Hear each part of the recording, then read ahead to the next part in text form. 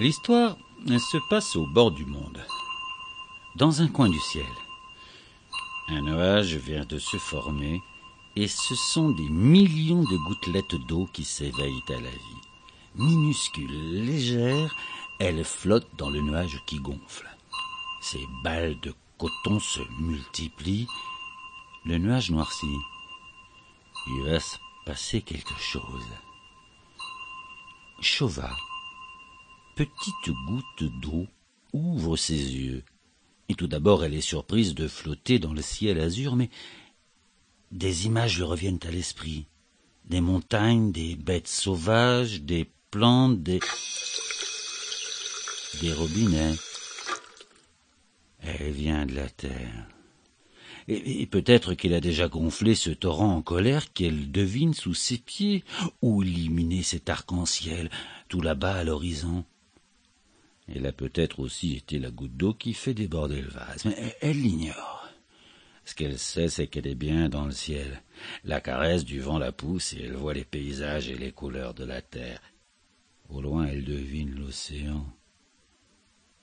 Elle aime moins, surtout depuis que les monstres ont quitté les profondeurs pour glisser à sa surface. Elle se souvient, le cri terrifiant d'un goéland, empêtré dans une mare noire, collante et puante, d'un monstre qui venait de vomir ses entrailles. Elle préfère rester au-dessus de la montagne. Au loin, un nuage sort sa lame ciselée de lumière et frappe la terre en plein cœur. Un nuage, quand il crie sa douleur, ça fait peur. Tiens, elle a grossi. Autour d'elle, certaines de ses sœurs aussi. Derrière, il y en a même une qui a disparu. Elle n'a pas rêvé. Et si elle était tombée?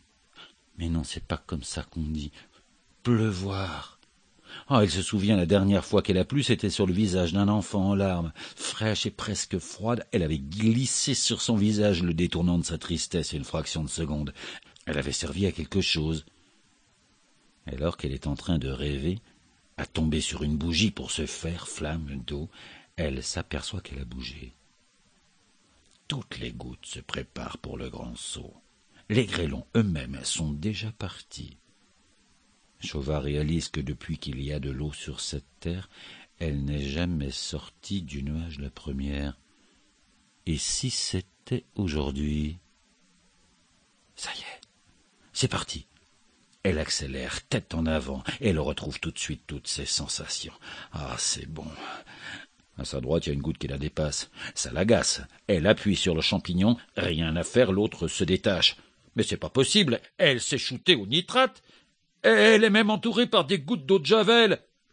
Des gouttes d'eau de javel dans le ciel, c'est forcément pour la blanchir. Comment faire pour sortir du nuage la première? La solution est en dessous d'elle.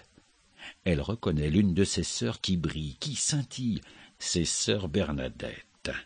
Depuis qu'elle a suinté sur les parois d'une grotte à Lourdes, elle se prend pour une sainte. Elle la rattrape, l'avale, double son poids, comme sa taille. Cette fois-ci, la concurrence ne peut rien faire. Elle sort du nuage la première. C'est un miracle.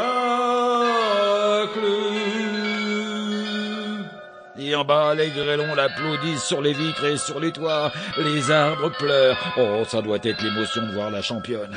Bon, c'est pas le tout. Où va-t-elle tomber? Dans le caniveau avec l'huile de vidange et les mégots. Je vous salue, ma rue pleine de graisse. Heureusement, une bourrasque de vent la fait tournoyer sur elle-même. Elle change de direction. Avec un peu de chance, elle va pouvoir s'accrocher au toit qui s'approche. Elle vise la cheminée. Ça y est, elle est dans le conduit, elle ferme les yeux et... Pshhh. Elle repose sur une brindille de bois. À l'autre extrémité, une petite flamme de sa taille glisse vers elle. Elle est jolie. Ils s'approchent encore l'un de l'autre et déjà s'embrassent. Ils partent ensemble. Par la cheminée enfumée. Il y a parfois des histoires d'amour qui, à peine commencées, sont déjà terminées.